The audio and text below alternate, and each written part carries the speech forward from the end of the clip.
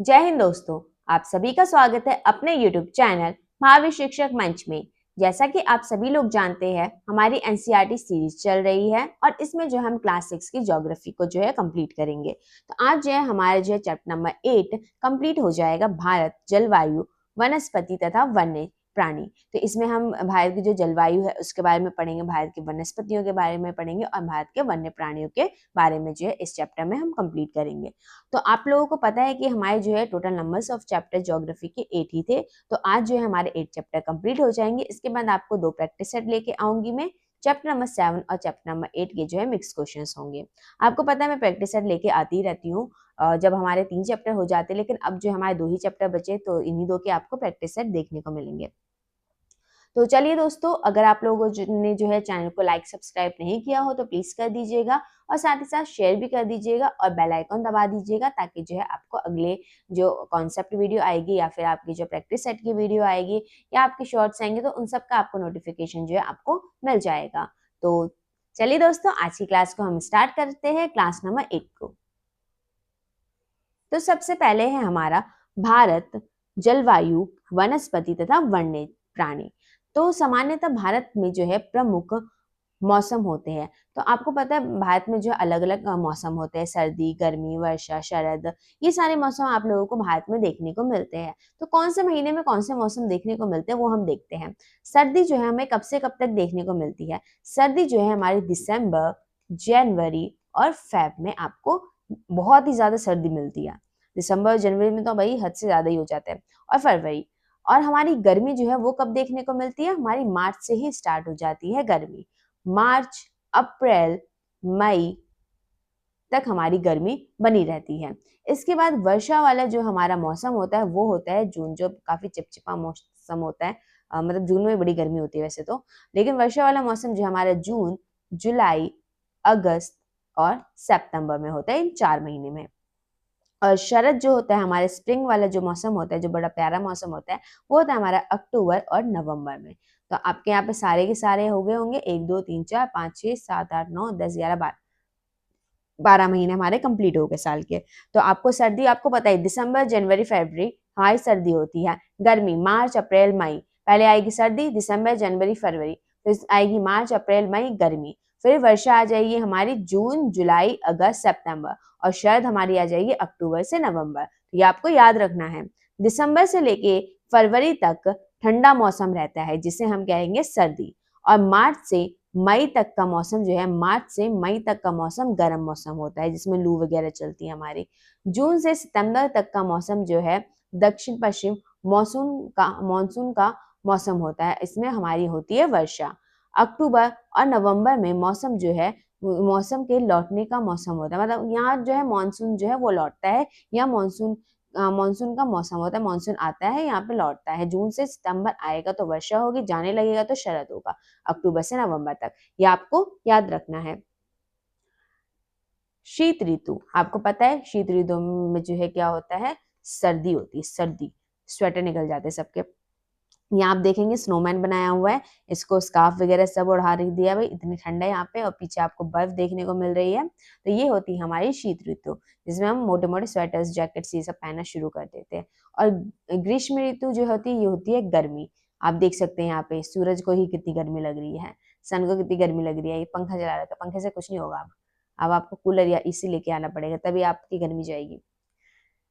तो ये होती है हमारी गर्मी, जिसमें हमें बहुत ही ज़्यादा गर्मी लगती है, 2 से 3 बार नहाना शुरू कर देता है इंसान। इसमें जो है लू बहुत चलती है, और लू लग जाए तो भाई बहुत ही ज़्यादा तबीयत खराब हो जाती है, याद रखिएगा।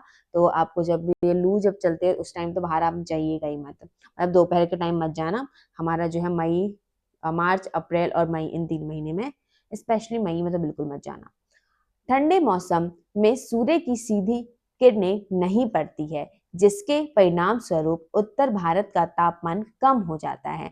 ये है हमारा प्यारा सा उत्तर भारत। नीचे की बात नहीं करेंगे हम, यहाँ पे उत्तर की बात करते हुए हम उत्तर भारत। तो उत्तर भारत में जो है क्या होता है, ये है सन की जो है किरणें इस टाइम पे हमारी कर्क रेखा यहाँ से जाती है, और कर्क रेखा पे जो है सीधी किरणें नहीं पड़ती, उस टाइम ना मकर रेखा पे किरणें पड़ती है। तो इस वजह से हमारे यहाँ पे होती है सर्दी, शीत ऋतु होती है। तो ये आप देख सकते हैं, सर्दी में स्वेटर पहने हुए, स्नोमैन बनाया हुआ इतना प्यारा सा, टोपी पे पहना रखी है इसको, देखो रंग बिरंगी टोपी, इसको रेड पहना दी, इसको व्हाइट पहना दी, इसको ग्रीन बना दी।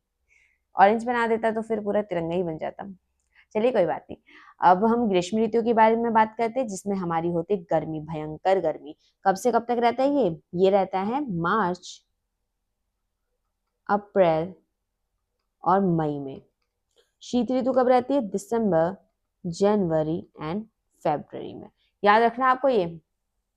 गर्मी के मौसम में सूर्य की किरणें अधिकतर सीधी पड़ती है। ये इक्वेटर है, यहीं पे सूरज की किरणें बिल्कुल डायरेक्ट पड़ती है। हमारा भारत ये है तो यहाँ पे इसलिए इतनी गर्मी होती है।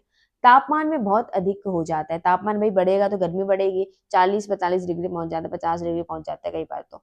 दिन के समय गर्म एवं शुष्क पवन बहती है। दिन के टाइम जो पवन बहती है ना, ये जो हवा बहती है दिन के टाइम, आप लोग देखेंगे हवा जो है बह रही होती है दिन के टाइम गर्मियों में, उसी को तो हम लू कहते हैं, हवा लग जाती है लू वाली। ये आपको समझ में आ गया होगा, इजी था इसलिए आपको आसानी से समझ आ गया होगा। दक्षिण पश्चिम मानसून या वर्षा का मौसम। जो हमारा वर्षा का मौसम होता है वो कब से कब तक होता है? ये चलता है जून, जुलाई और अगस्त, सितंबर। ये मौसम होते हैं हमारे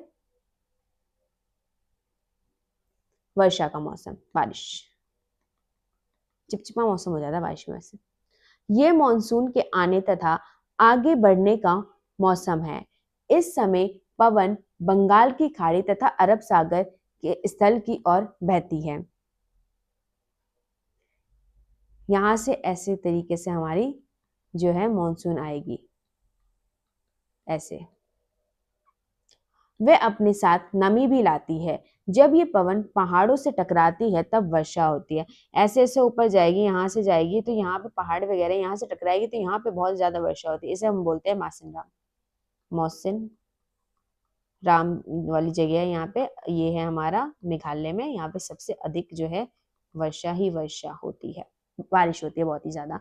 तो बे ऑफ बंगाल से आ रहा है और हमारा अरब सागर से आ रही है मानसून ऊपर की तरफ, तो ऐसे करके ऊपर की तरफ आता है तो यहाँ पे फिर वर्षा वगैरह होना शुरू करती है। जहां जहां भी पहाड़ी है वहां से टकरा के वहां तो बहुत ही ज्यादा वर्षा होती है। मानसून के लौटने का मौसम शरद ऋतु ऋतु इस समय पवन स्थल भागों से लौटकर बंगाल की खाड़ी की ओर बहती है। अब इसमें क्या होगा, इस तरीके से हमारा इंडिया हो गया, ये देखिए मैंने ऐसे रफली बना दिया, ये हो गया हमारा भारत। तो आप देखेंगे इसमें जो है शरद ऋतु कुछ जो है वो कब कब होता है हमारा, अक्टूबर और नवंबर में होता है, अक्टूबर एंड नवंबर। तो यहाँ पे आप बंगाल की खाड़ी और जो है बंगाल की खाड़ी की और पवन जो है बंगाल की खाड़ी की और इस तरीके से जाने लग जाती है वापस की ओर, बे ऑफ बंगाल। तो यहाँ पे जो है हमारे क्या होती है, यहाँ पे मतलब बहुत ज्यादा वो नहीं होती, मौसम सही से रहता है, बहुत अच्छा मौसम रहता है। ये मानसून ये मानसून के लौटने का मौसम होता है। भारत के दक्षिण भाग विशेषकर तमिलनाडु तक आंध्र प्रदेश में ये मौसम में वर्षा होती है। अब इस मौसम में ना ऐसे ऐसे जा रहा है, इस मौसम में जो है तमिलनाडु में वर्षा होगी, ऐसे नीचे की तरफ जा रहा है, बे ऑफ बंगाल की तरफ ऐसे जा रहा है। तो यहाँ पे जो है आप लोगों को तमिलनाडु में वर्षा देखने को मिलेगी और आंध्र प्रदेश में देखने को मिलती है शरद ऋतु में। ठीक है, ये आपको समझ में आ गया होगा गाइज। नेक्स्ट पढ़ते हैं हम। किसी स्थान पर अनेक वर्षों में मापी गई मौसम की औसत दशा को जलवायु कहते हैं। जलवायु किसे कहते हैं? जब बहुत ही ज्यादा वर्ष हो जाते हैं, बहुत सारे वर्ष हो जाते हैं, उसमें जब हम मौसम की औसत मापते हैं, जैसे मान लीजिए हमारी 50 वर्ष हो गए या 100 वर्ष, मान लीजिए 100 वर्ष हो गए। अब इस 100 वर्षों में जो है हम औसत निकालेंगे कि मौसम जो है वो कैसा रहा है, क्या ये रेन फॉल वाला रहा है इस एरिया में या नहीं रहा है, जो भी हम वो चीज निकालते हैं तो उसे हम जलवायु कहते हैं। भारत की जलवायु को मोटे तौर पर मानसूनी जलवायु कहते हैं। मानसून में हमारे आधारित रहता है, मानसून आता जाता रहता है, तो मानसूनी जलवायु हमारे भारत की जलवायु कहते हैं। मानसून शब्द अरबी भाषा के मौसम से लिया गया है, जिसका अर्थ होता है मौसम। तो अरबी वर्ड है हमारा मौसम। मौसम आपको ना नाम भी मिलेगा, मुस्लिम नेम में आपको मौसम करके एक नाम भी मिलता है लड़कों का, तो आपको उससे भी पता होगा मौसम का अर्थ क्या होता है, मौसम। तो इसी से हमारा निकला है मॉनसून, अरबी शब्द है ये। भारत की स्थिति उष्णकटिबंधीय में होने के कारण अधिकतर वर्षा मानसून पवन से होती है। जो मानसून हमारी पवनें आती है ना, उसी से हमारी मैक्सिमम वर्षा होती है भारत में। भारत में कृषि वर्षा पर निर्भर है। ये आपको पता ही है कि बारिश नहीं हुई तो भाई हमारी जो है फसल खराब, और ज्यादा बारिश होगी तब भी खराब। तो हमारा जो है कृषि जो है वर्षा पे ही निर्भर करती है। अच्छे मानसून का मतलब है पर्याप्त वर्षा तथा प्रचुर मात्रा में फसलों का उत्पादन। तो मतलब पर्याप्त वर्षा होनी चाहिए, ये नहीं कि बहुत ज्यादा कम या बहुत हैवी हो जाए, ऐसा नहीं होना चाहिए। पर्याप्त जितनी मतलब उस फसल को चाहिए उतनी वर्षा हमारी हुई तो अच्छा हमारा मानसून कहलाता है। किसी स्थान की जलवायु उसकी स्थिति, ऊंचाई, समुद्र से दूरी तथा उच्चावच पर निर्भर करती है। अब जलवायु किस किस पे निर्भर करेगी? स्थिति किस किस पे? स्थिति, ऊंचाई, समुद्र से दूरी और उच्चावच पर निर्भर करती है। इसलिए हमें भारत की जलवायु में क्षेत्रीय विभिन्नता को अनुभव होता है, क्योंकि कहीं कहीं पे हमारा जो है मतलब जो हमारा एरिया है, मान लीजिए भारत में कुछ एरिया जो है ऊंचाई पे, कुछ की जो है नीचे पे है, कुछ की समुद्र से दूरी जो है ज्यादा है, किसी की कम है। तो इस तरीके से हमारे जो भारत में आप लोगों को देखने को मिलेगा, क्षेत्रीय विविधताएं देखने को मिलती है। तो इसी वजह से हमारी जलवायु भी थोड़ी थोड़ी डिफरेंस है। राजस्थान में जो आप देखेंगे तो मरुस्थल में स्थित जैसलमेर तथा बीकानेर बहुत ही गर्म है। यहाँ तो भाई वर्षा ही नहीं होती है, ऐसा है। यहाँ पे बीकानेर आपने पढ़ा ही होगा, और जैसलमेर आपको पता ही है, जैसलमेर और बीकानेर यहाँ पे बहुत ही ज्यादा गर्मी होती है। जम्मू और कश्मीर आप देखेंगे तो वहां पे तो बहुत ही ज्यादा बर्फ पड़ती है। यहाँ पे द्रास नाम का एक एरिया है जम्मू कश्मीर के, द्रास एवं कारगिल। जम्मू के द्रास में और कश्मीर के कारगिल में, कश्मीर के कारगिल में और जम्मू के द्रास में जो है बर्फीली ठंड पड़ती है। यहाँ पे तो बहुत ही हद से ज्यादा ठंड पड़ती है।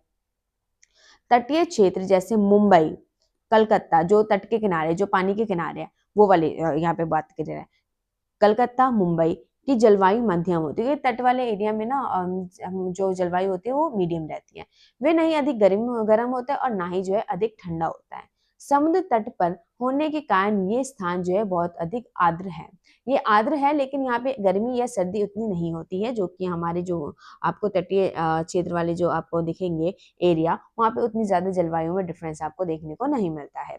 विश्व में सबसे अधिक वर्षा जो है मौसिन राम, जो हमारे मेघालय में वहां पे होती है। और किसी किसी वर्ष जो है जैसलमेर में तो वर्षा ही नहीं होती। जैसलमेर राजस्थान और मेघालय, मौसम नाम। प्राकृतिक प्राकृतिक वनस्पति, इसके बारे में हम पढ़ लेते हैं।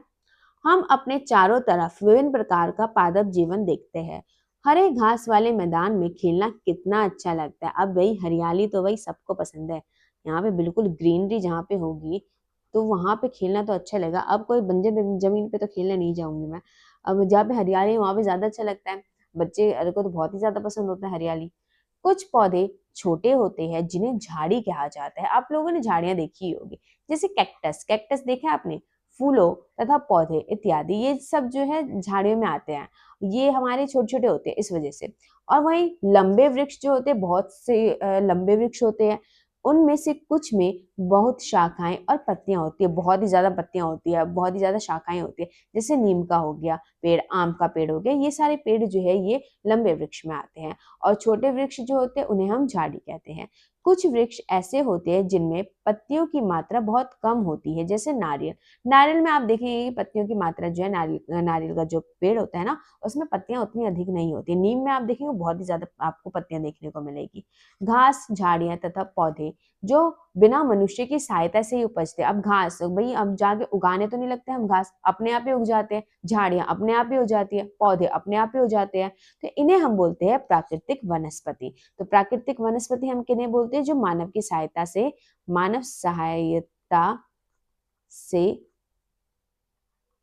नहीं बने हो, नहीं उपजते हो, जैसे कि झाड़ियां, पौधे और घास। अलग अलग जलवायु में अलग अलग प्रकार की वनस्पतियां पाई जाती हैं। जहाँ की जलवायु जैसी वैसी वनस्पति मिलेगी। जैसे कि मान लीजिए इनमें वर्षा की मात्रा सबसे महत्वपूर्ण होती है। अब वर्षा की मात्रा, कहीं वर्षा अधिक हो रही है वहां की जलवायु अधिक अलग होगी, और कहीं वर्षा कम हो रही है वहां की जलवायु अलग होगी। जैसे आप जैसलमेर में देखेंगे, जैसलमेर में तो वर्षा ही नहीं होती है। और वहीं विश्व की सबसे अधिक वर्षा कहाँ देखने को मिलती है? मौसम नाम में देखने को मिलती है। जो कि मेघालय में है। जलवायु की विभिन्नता के कारण भारत में अलग अलग तरह की वनस्पतियां पाई जाती है। भारत में भी आप लोगों को बहुत ही डिफरेंट टाइप की जो है आपको वनस्पतियां देखने को मिलेगी, जलवायु अलग अलग है इस वजह से। हमें वनों की आवश्यकता क्यों होती है, आप ही मुझे बताइए। वन जो है हमारे लिए इतने इंपॉर्टेंट क्यों है? ऑक्सीजन, सबसे इंपॉर्टेंट बात है ऑक्सीजन। ऑक्सीजन हमें कहाँ से मिल रहा है? हमें जो है ऑक्सीजन कहाँ से मिलता है? वनों से तो मिलता है, पेड़ों से तो हमें ऑक्सीजन मिलता है। पेड़ ही पूरे आप प्रॉपर हटा दो, वन ही आप प्रॉपर हटा दो, भाई जियोगे कैसे? नहीं जियोगे, मर जाओगे। नॉर्मल सी बात है, मर जाएंगे। हमें और भी बहुत सारी चीजें जो है वनों से मिलती हैं, जैसे जैसे हमें जड़ी बूटियां मिलती हैं, हमें ईंधन मिलते हैं, हमें लकड़ियां मिलती है, हमें जो है शहद वगैरह, ये बहुत ही सारी चीजें हमें जंगलों से मिलती है। आपको पता ही होगा जंगल जो है वो बहुत ही ज्यादा इंपॉर्टेंट है, लेकिन जंगलों की कटाई बहुत ही ज्यादा तेजी से हो रही है, जो कि हमारे एनवायरनमेंट के लिए बहुत ही ज्यादा नुकसानदेह है, क्योंकि ऑक्सीजन की कमी हो जाएगी तो हम जी ही नहीं पाएंगे, हम सांस ही नहीं ले पाएंगे। तो इसलिए हमारी जो है वन जो है बहुत ही ज्यादा आवश्यक होते हैं। वन हमारे लिए बहुत ही लाभदायक है, लाभदायक है भाई, बहुत ही ज्यादा है, सांस नहीं ले पाएंगे। ये विभिन्न कार्य करते हैं। पेड़ पौधे ऑक्सीजन छोड़ते हैं, पेड़ पौधे हमारे ऑक्सीजन छोड़ते हैं, जिससे हम जो है सांस के रूप में लेते हैं, जिससे हम सांस के रूप में लेते हैं, और हम जो छोड़ते हैं वो होते हैं कार्बन डाइऑक्साइड। और ये जो है कौन ग्रहण करते हैं? पेड़ पौधे जो है इसको ग्रहण करते हैं, कार्बन डाइऑक्साइड को। पेड़ पौधों की जड़ें मिट्टी को बांधे रखती है। अब देखो ये पेड़ है, यहाँ पे भी पेड़ है, इनकी जो जड़ें ना बहुत ही ज्यादा होती है, ऐसे ऐसे फैली हुई होती है, तो ये मिट्टी को ना क्या करती है? बांध के रखती है। अब मान लो आपने इसकी कटाई कर दी, इसकी कटाई कर दी, तो यहाँ से ना मिट्टी का क्या होगा? अपरदन होना शुरू कर देगा, यहाँ से कटना शुरू हो जाएगी मिट्टी हमारी, यहाँ से कटने लगेगी। भाई भूस्खलन वगैरह, हमारी बहुत सारी प्राकृतिक आपदाएं आने लगेगी, भूस्खलन वगैरह होने लग जाते हैं इस टाइम पे, तो अब वो जो है वो नुकसानदेह है। भूस्खलन होना कोई अच्छी बात नहीं है, बेकार बात है। इस प्रकार से मिट्टी के अपरदन को रोकती है। कौन रोकेगा? पेड़ पौधे ही जो है, वन जो है हमारे, कौन रोकेंगे? हमारे मिट्टी के अपरदन को, मिट्टी के कटाव को रोकने का कार्य करती है। वनों से हमें क्या क्या मिलता है? ईंधन मिलती है, लकड़ियां मिलती है, चारा मिलता है, जो हम पशुओं को चारा देते हैं वो वाले चारे मिलते हैं, जड़ी बूटियां मिलती है, लाख मिलते हैं, शहद मिलते हैं, और गोंद इत्यादि हमें प्राप्त, बहुत सारी चीजें हमें जो है जंगलों से प्राप्त होती है। जंगल जो है हमारे लिए बहुत ही ज्यादा जो है इम्पोर्टेंट है। आप जो है जंगल को बचाने का कार्य कीजिएगा, ताकि जो है हम लोग जो है सांस ले सके, हमारे लिए जो है हमारा इन्वायरमेंट जो वो थोड़ा साफ हो सके। तो हमें जो है हमेशा जो है पौधे वगैरह लगाइए, आप पेड़ वगैरह लगाइए, और जो है कटाव ना कीजिए। मतलब नहीं लगा से तो कोई बात नहीं, काटे भी ना। सबसे इम्पोर्टेंट यही बात है कि आप नहीं भी लगाए तो कोई इतना वो इशू नहीं है, बट काटे भी मत। ठीक है, वैसे तो लगाइए तो अच्छी बात है, बहुत अच्छी बात है। तो इसीलिए वन जो हमारे लिए बहुत ही ज्यादा इंपॉर्टेंट है, तो वनों की सुरक्षा जो है वो भी बहुत ज्यादा इंपॉर्टेंट है। तो वनों की सुरक्षा कीजिए, ताकि आने वाली जनरेशन जो है उसको भी इस चीज का लाभ हो। अब भाई वो हम आने वाली जनरेशन जो है इस जनरेशन को गाली ना दे कि इन्होंने तो हमारे लिए कुछ छोड़ा ही नहीं, ईंधन नहीं छोड़े इन्होंने, हमारे लिए जड़ी बूटियां नहीं छोड़ी, कुछ भी नहीं छोड़ा, लकड़ी वगैरह कुछ नहीं छोड़ा इन लोगों ने। गालियां ही देंगे ना फिर, वो तो हमारे पूर्वज जैसे थे, ये सब गालियां देंगे, तो वो गालियां क्यों खानी, बिना मतलब की क्यों खाने? तो इससे बेटर है कि हम जो है थोड़ा अपना अच्छे से जो है अपने पेड़ पौधे वगैरह बचाए, पेड़ पौधे लगाए। तो आप लोग भी लगाइएगा, मैं भी लगाऊंगी, मैं भी कोशिश करूंगी। नहीं लगा पाएंगे तो कोई बात नहीं, कटाव नहीं करेंगे हम, सबसे इंपॉर्टेंट ये बात है, हम काटेंगे नहीं। तो ये बात आप लोगों को याद रखनी है गाइस। वन्य प्राणी, ये वन्य प्राणी हम पढ़ते हैं। आपको पता है बाघ जो है हमारा क्या है? राष्ट्रीय पशु है, बाघ हमारा राष्ट्रीय पशु है, याद रहना चाहिए आप लोगों को ये। वन विभिन्न प्रकार के वन्य जीवों का निवास है। अब वनों में तो बहुत सारे भाई वन्य जीव रहते हैं, बाघ रहता है, हमारे शेर रहते हैं, और क्या रहता है? बकरी वगैरह भी रहती होगी। हाँ, बकरी, चिड़िया वगैरह, जो हमारे पक्षियां वगैरह होते हैं, सांप होते, सांप रहते हैं वनों में, बहुत सारी चीजें, हमारे बहुत सारे वन्य जीव आप लोगों को देखने को मिल जाएंगे वनों में। वनों में जंतुओं की हजारों प्रजातियां तथा बड़ी संख्या में विभिन्न प्रकार के सरीसृपों, उभयचरों, पक्षियों, स्तनधारियों, कीटों तथा कृमियों का निवास होता है। यहाँ बहुत सारे आपको जानवर, पक्षी, ये सब आपको देखने को मिलेंगे, कीड़े मकोड़े, बहुत कुछ मिलेंगे आपको वन में। ऊंट जो है भारत के रेगिस्तान तथा जंगली गधा कच्छ के रण में पाए जाते हैं। कच्छ के रण में हमें क्या मिलता है? कच्छ का रण, यहाँ पे हमारा कच्छ का रण, यहाँ पे हमें जंगली गधा मिलता है, जंगली गधा। और ऊंट जो है रेगिस्तान में, आपको पता ही है ऊंट जो है रेगिस्तान में, बालिका वधू आप लोगों ने बहुत देखा होगा, एक आता था सीरियल था एक, उसमें आपको जो है ऊँट पे वो दिखाया जाता था एक तरीके से, ऊँट चलते हुए दिखाया जाता था। राजस्थान का आप कभी भी देखेंगे ना कोई भी लोग, तो ऊँट वगैरह उसमें दिखाए ही जाते हैं राजस्थान में। तो ऊँट जो है वो आपको पता है कहाँ पे देखने को मिलते हैं, राजस्थान में। और जो है गुजरात के कच्छ में जो है, कच्छ के रण में जो हमें जंगली गधा देखने को मिलता है। और हम यहाँ पे देखेंगे ये क्या है, हमारा कर्नाटका है और ये हमारा है केरल। तो केरल और कर्नाटका में हमें हाथी देखने को मिलते हैं। और हाथी और एक सिंग वाला गेंडा हमें कहाँ पे मिलता है, असम। असम में हमें देखने को मिलता है हाथी और एक सिंग वाला गेंडा, ये याद रखना। एक सिंग वाला गेंडा हमें असम में देखने को मिलता है, असम में हमें एक सिंग वाला गेंडा मिलता है। हाथी हमें 3 जगह मिलते हैं, कर्नाटका, केरल और असम। कर्नाटका, केरल, असम में हाथी मिलते हैं और एक सिंग वाला गेंडा जो है असम में मिलता है। और कच्छ के रण में हमें जंगली गधा मिलता है। अब मुझे बताइए आप रेगिस्तान कहाँ मिलता है, सॉरी क्या बोलते हैं ये, ऊँट जो है वो कहाँ मिलता है, ऊँट जो है हमें रेगिस्तान में मिलते हैं, यानी कि हमारे गुजरात में, हमारे जो है राजस्थान में देखने को मिलते हैं। और गिरवन, गिरवन हमारा जो है वो कहाँ पे, गुजरात में है गिरवन। और यहाँ पे एशियाई शेर रहते हैं, यहाँ पे क्या रहते हैं, एशियाई शेर। गिरवन में एशियाई शेर, गिरवन जो है वो कहाँ पे, हमारा गुजरात। यहाँ पे ऊँट, राजस्थान में ऊँट, हाथी कर्नाटका, केरल और असम। और एक सिंग वाला गेंडा असम। और गिरवन में एशियाटिक जो है हमारे शेर मिलते हैं, जो कि हमारा गुजरात में है। कच्छ के रण में जंगली गधा। याद रखिएगा आप लोग ये चीजें। भारत में, यहाँ पे मुझे बताइए आप, मैं पूछती हूँ, ऊँट कहाँ मिलता है, जंगली गधा, हाथी, एक सिंग वाला गेंडा, एक सिंग वाला गेंडा, बताइए मुझे कहाँ पे मिलता है ये। ऊँट हमें मिलता है राजस्थान, जंगली गधा में क्या मिलता है, एक ये था हमारा एशियाई, एशियाई शेर। जंगली गधा कहाँ पे देखने को मिलता है, जंगली गधा बताइए आप लोग मुझे। चलिए हाथी बता दीजिए, असम, कर्नाटक और केरल। और एक सिंग वाला गेंडा जो है वो कहाँ मिलता है, ये मिलता है हमारे असम में। और एशियाई शेर हमें कहाँ मिलता है, गिरवन में, जो कि हमारा गुजरात में है। और जंगली गधा कहाँ मिलता है, जंगली गधा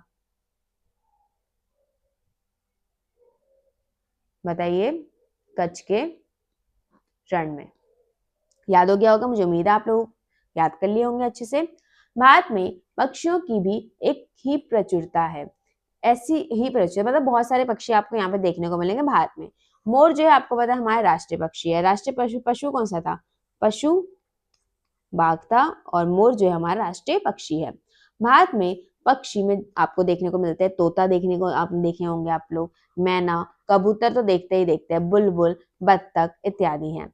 अन्य बहुत सारे राष्ट्रीय पक्षी उद्यान है, जो पक्षियों का को उनका प्राकृतिक निवास प्रदान करते हैं। मतलब जो हमारे उद्यान होते हैं ना, वो प्रॉपर उनके लिए बनाया जाता है पक्षियों के लिए, ताकि जो है वहाँ पे वो अच्छे से निवास कर सके। जैसे उनको रहना है ना, उस तरीके से वो पूरा उद्यान ही बना देंगे, उस उन्हीं के अकॉर्डिंग वो पूरा का पूरा बना देंगे। जैसे कि आपके लिए घर बनाया जाता है, तो वैसे ही पक्षियों के लिए घर जो बनाया जाता है उसे हम पक्षी उद्यान बोलते हैं। वैसे ही हमारे जो है जानवरों के लिए बनाया जाता है, राष्ट्रीय जो है हमारे जानवरों के जो उद्यान होते हैं वो भी होते हैं, और जो पक्षियों के भी उद्यान होते हैं।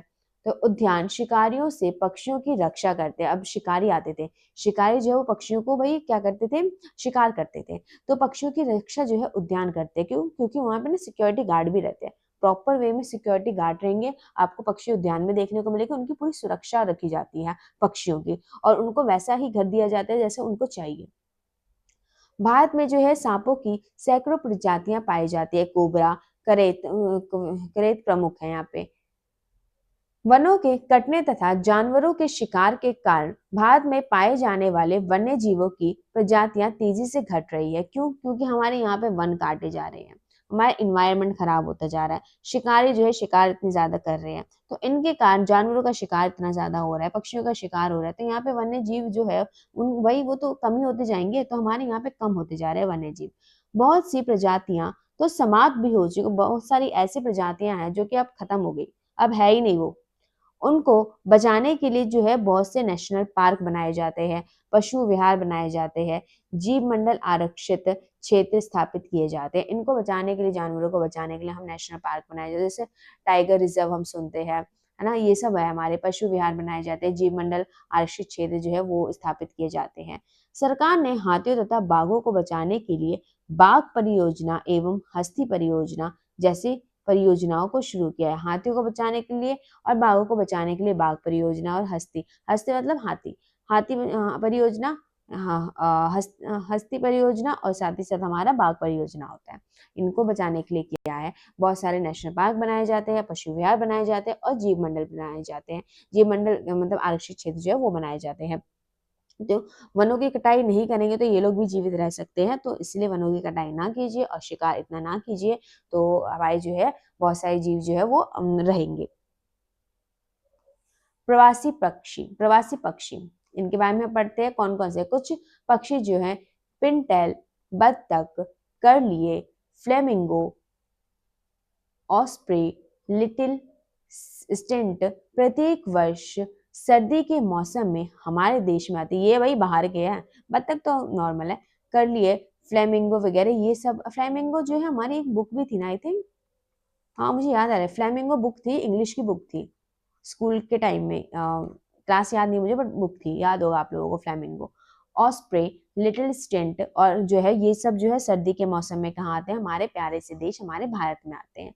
सबसे छोटी लिटिल स्टेंट जिसका वजन जो है लगभग 15 ग्राम है, बस 15 ग्राम है इसका लिटिल स्टेंट। मैं फोटो लगाना भूल गई, लगानी चाहिए थी मुझे। चलिए कोई बात नहीं, अगली बार दिखा दूंगी। लिटिल स्टेंट जो है ये आपको देख सकते हैं कितना, मतलब 15 ग्राम है बस। ये कहाँ पे, आर्कटिक प्रदेश से 8,000 किलोमीटर की दूरी तय करके भारत आती है। भाई आर्कटिक से ये 8,000 किलोमीटर दूर आती है भारत में सर्दियों में, वाह।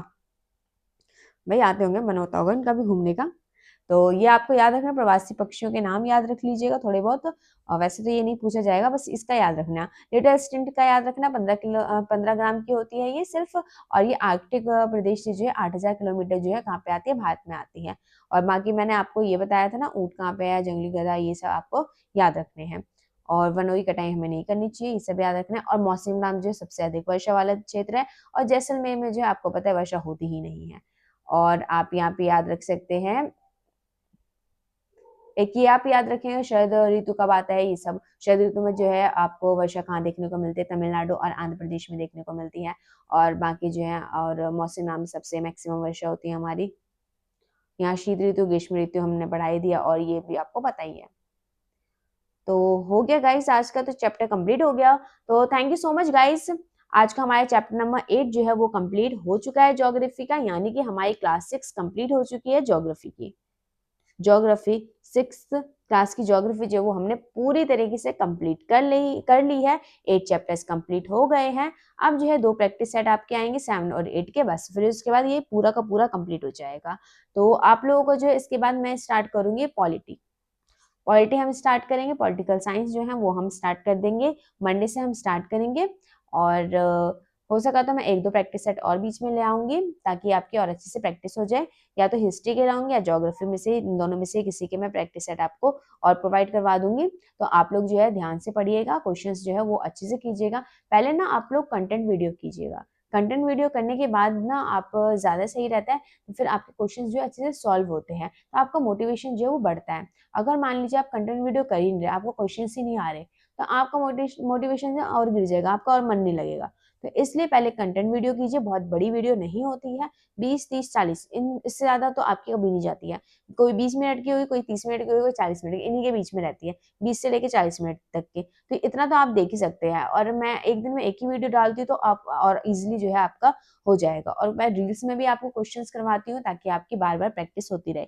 आप बोलेंगे रील्स में जो है मैं आप रिपीट क्वेश्चन डालती हूँ, जो हम आप प्रैक्टिस सेट में डालते हो वही आप रील्स में भी डालते हो। हाँ मैं जान के डालती हूँ, ताकि जो आपके प्रैक्टिस सेट में मान लो आपने पहले किया, बहुत पहले आपने प्रैक्टिस सेट किया है, तो उसके बाद आपको रील्स में जो है मैं वो क्वेश्चन डालूंगी, तो आपको बार बार रिवाइज होगा, आपको खुद को याद होगी चीजें, इसलिए मैं वो चीजें करती हूँ। तो आप लोग जो है अच्छे से पढ़िए और अपना सिलेक्शन जो है वो लीजिए। आप जिसकी भी तैयारी कर रहे हैं, एनसीईआरटी तो सब में ही आती है, तो एनसीईआरटी से तो आपके सारे क्वेश्चन सही होने ही चाहिए। एनसीईआरटी से कोई क्वेश्चन आया तो आपका वो गलत बिल्कुल नहीं होना चाहिए, क्योंकि मैं बहुत अच्छे से आपको करवा रही हूँ, चाहे आपका जो है टीचिंग एग्जाम के लिए या नॉन टीचिंग एग्जाम के लिए, सबके लिए बहुत ही ज्यादा इंपॉर्टेंट है।